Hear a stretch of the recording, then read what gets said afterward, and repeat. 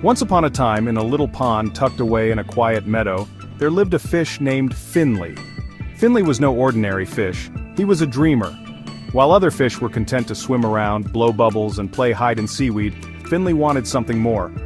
One day, Finley saw a group of kids riding their bikes along the edge of the pond. He watched them zoom by, their wheels spinning, their laughter echoing through the air. Finley sighed deeply and muttered, "Now that's living, I've got to try riding a bicycle." His best friend Bubbles overheard him and swam over. "Finley," she said, "you're a fish. You don't have legs, or feet, or lungs. How are you going to ride a bicycle?" Finley puffed out his gills. "Details, Bubbles, just details, I'm going to figure it out, I believe in myself." The next day, Finley started training.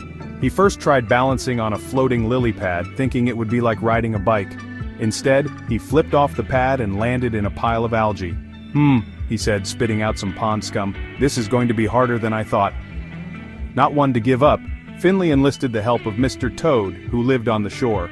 Mr. Toad was an expert in all things land-related, or so he claimed. "Ah, bicycles," said Mr. Toad, stroking his chin. "Very tricky business for a fish, but don't worry, I'll teach you. First, you need wheels." Mr. Toad rolled over 2 old bottle caps. "There you go, instant wheels."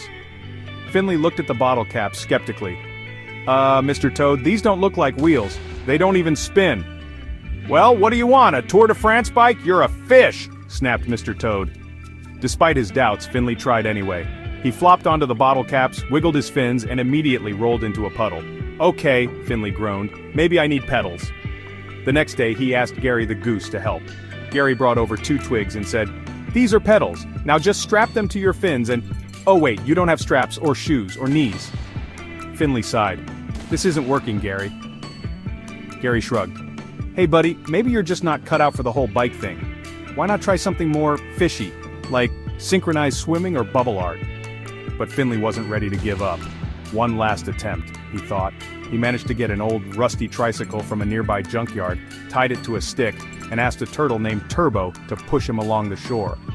As Turbo pushed, the tricycle wobbled, tipped over, and sent Finley flying into the mud. Covered in dirt, he flopped helplessly. Finally, Bubbles swam up and said, "Finley, I think it's time to face the truth.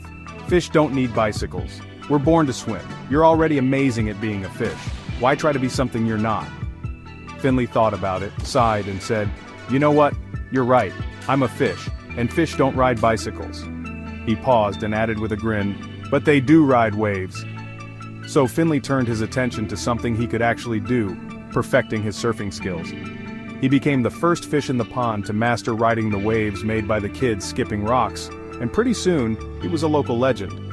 And while Finley never did ride a bicycle, he learned an important lesson. Sometimes, it's better to embrace what makes you special than chase what you're not meant for. Because honestly, who needs a bicycle when you've got fins and the freedom of the water?